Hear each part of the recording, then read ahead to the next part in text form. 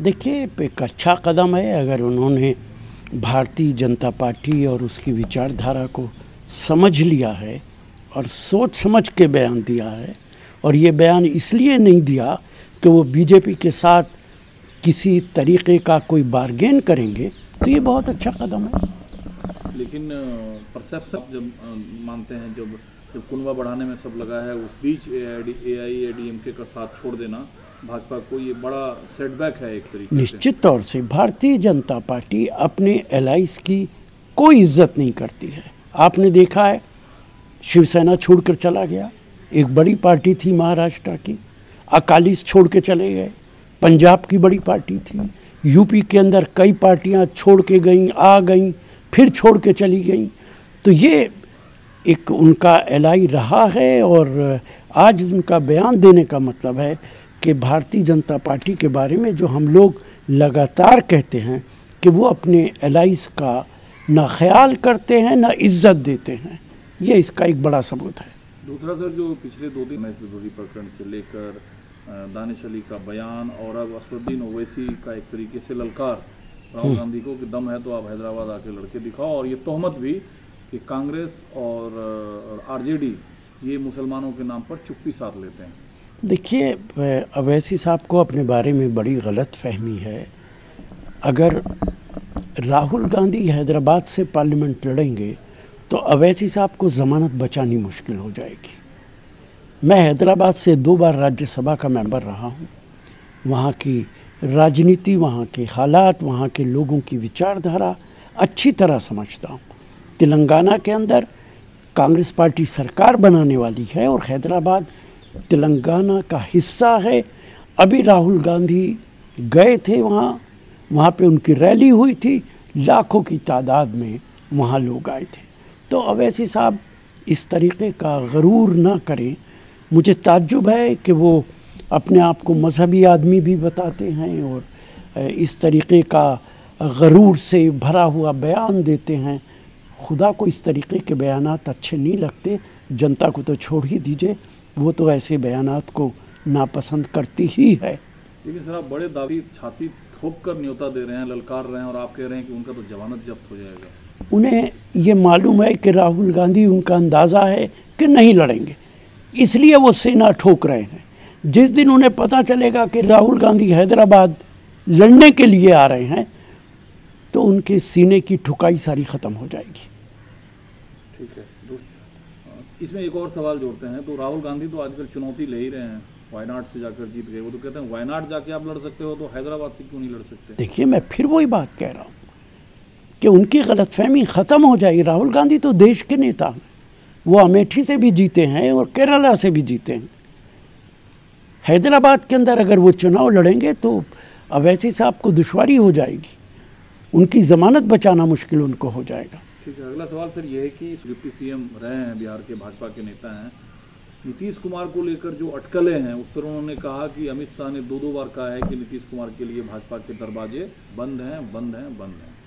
देखिए, नीतीश कुमार से पूछना चाहिए ये सवाल, इसका जवाब तो मैं उचित तौर पे नहीं दे पाऊँगा।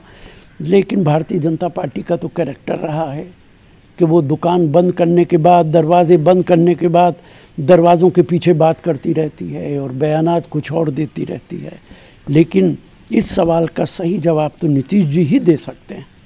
आप तो सर नेता हैं, नेता को नेता कहा जाए, मुस्लिम नेता भी हैं। इस बीच अजीत पवार ने कहा है कि मुस्लिम आरक्षण पर महाराष्ट्र में चूंकि 3 दलों की सरकार है, चर्चा करेंगे और कुछ ना कुछ समाधान निकालेंगे। देखिए, बहुत अच्छा कदम है अगर अजीत पवार आज डिप्टी चीफ मिनिस्टर हैं और वो इस तरीके की बात करते हैं। चूँकि मुस्लिम कम्युनिटी देश के अंदर सबसे ज़्यादा बैकवर्ड कम्युनिटी है, उसको आगे लाने के लिए क्या कदम उठाया जा सकता है, ये तमाम राजनीतिक दलों को विचार करना चाहिए और अजीत पवार के इस बयान का मैं स्वागत करता हूँ। ठीक है, दूसरा सर, यूपी मुजफ्फरनगर का है जहाँ स्कूल में टीचर के कहने पर एक छात्र को थप्पड़ मारा गया, उस पर सुप्रीम कोर्ट ने टिप्पणी किया है कि शिक्षा का जो संवैधानिक अधिकार है बिना जाति और धार्मिक भेदभाव किए बिना, उसका भी उल्लंघन हुआ है। देखिए, सुप्रीम कोर्ट का बड़ा फैसला है और जितने हमारे शिक्षक हैं, टीचर्स हैं, उनको सुप्रीम कोर्ट के इस फैसले को, इस डायरेक्शन को इज्जत देनी चाहिए। दुनिया के किसी भी कोने में बच्चों को नहीं मारा जाता पढ़ाई के वक्त। ये सिलसिला सिर्फ हमारे एशिया के कुछ मुल्कों के अंदर है जहाँ पे इस तरीके का काम होता है। बच्चों को मारते हुए शिक्षक को और कभी कभी पेरेंट्स को भी तकलीफ़ नहीं होती, इसका मुझे ताज्जुब होता है। पढ़ाई करने के लिए मारना ज़रूरी नहीं है। इस तरीके की कोई भी हरकत जब सामने आती है तो तकलीफ़ होती है। दूसरा सर, आज भोपाल में रंग लगे लोहे की तरह बताया जो बारिश में रखने पर सड़ जाता है, और उन्होंने कहा कांग्रेस में देश हित को देखने की कोई क्षमता बची ही नहीं है।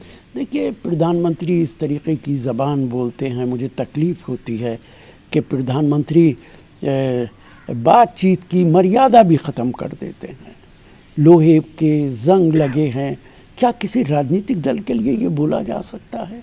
और पिछले 9 साल से अगर ये जंग लगा कोई लोहे का टुकड़ा है तो प्रधानमंत्री और बीजेपी के नेता हर रोज़ इस टुकड़े के खिलाफ क्यों बोलते हैं? इससे क्यों डरे हुए हैं, क्यों खौफजदा हैं? 9 साल के अंदर शायद ही कोई दिन गया हो जब बीजेपी के नेता कांग्रेस के खिलाफ ना बोलते हों, गांधी परिवार के खिलाफ ना बोलते हों। तो मध्य प्रदेश के अंदर जब बीजेपी बुरी तरह चुनाव हारने वाली है, उस वक्त प्रधानमंत्री बता रहे हैं कि वो सड़ा हुआ लोहा है, लेकिन चुनाव का नतीजा जब आ जाएगा तो उन्हें पता चल जाएगा कि सोना कौन है और सड़ा हुआ लोहा कौन है। ठीक है। दूसरी तरफ उन्होंने कहा चम्मच लेकर कुछ लोग पैदा लिए हैं जिन्हें गरीबी के मायने क्या होते हैं ये पता नहीं है। आजकल गरीबों के बीच जाते हैं, गरीबों की बस्तियों में फोटो शूट कराते हैं और वही दिखाते हैं, जबकि जो भारतीय जनता पार्टी है वो दुनिया को देश का विकसित और भव्य चेहरा दिखा। प्रधानमंत्री को इस तरीके के बयानात से कोई फ़ायदा नहीं होने वाला है। ये कहना कि जो चांदी के चम्मच मुंह में लेके पैदा होता है उसे गरीबों का पता नहीं चलता। उन्हें पता नहीं कि महात्मा बुद्धा भी चांदी का सोना और सोने का चमचा लेकर पैदा हुए थे, लेकिन उसके बाद उनकी ज़िंदगी देखिए, क्या उन्हें गरीबों का एहसास नहीं था? उन्होंने लात मार दी थी उस सोने के चम्मच को और चांदी के चम्मच को। ऐसी कितनी मिसालें मैं दे सकता हूँ। और ऐसी भी मिसालें हैं जो गरीब घर में पैदा होता है और उसके बाद जब उसे आसाइशें मिल जाती, दौलत आ जाती है, बड़ा आदमी हो जाता है, तो वो किसी की परवाह ही नहीं करता। ये मिसालें मैं प्रधानमंत्री को दे सकता हूँ। राहुल गांधी बुद्ध की तरह न्याय प्रिय और शांति प्रिय हो गए। सवाल ये नहीं है, सवाल ये है कि जो बात प्रधानमंत्री कह रहे हैं कि चांदी का चम्मच लेके जो पैदा होता है, हर एक के बारे में ये बात सही नहीं होती है। चांदी का चम्मच लेकर जो पैदा होता है उसका दिल भी गरीबों के लिए धड़कता है, और जो गरीब घर में पैदा होता है और उसे आसाइशें मिल जाती हैं, उसका दिल गरीबों के लिए धड़कना बंद कर देता है। उन्होंने कहा कांग्रेस पैदा हुई, अब उन्होंने अपना ठेका दूसरी पार्टियों को दे दिया है, दूसरी पार्टी उनकी पार्टी को चला रहे हैं, नीतियां तय कर रहे हैं, आउटसोर्स कर रही है कांग्रेस। ये जो गठबंधन आप लोगों ने किया है इस पर वो नाराज़ हैं कि आप लोगों ने अपना ठेका। देखिए, उन्हें बीजेपी के बारे में सोचना चाहिए। देश की 29 स्टेट के अंदर सिर्फ 4-5 स्टेट में ही तो बीजेपी सरकार बनाई है, इससे ज़्यादा तो नहीं है। उत्तराखंड है, गुजरात है, आसाम है, एक आध स्टेट और है, बाकी तो एक एक करके खोती चली जा रही है। कांग्रेस पार्टी ने राजस्थान के अंदर सरकार बना रखी है, हिमाचल के अंदर बना रखी है, कर्नाटक के अंदर बना रखी है, छत्तीसगढ़ के अंदर बना रखी है, झारखंड में हिस्सेदारी है।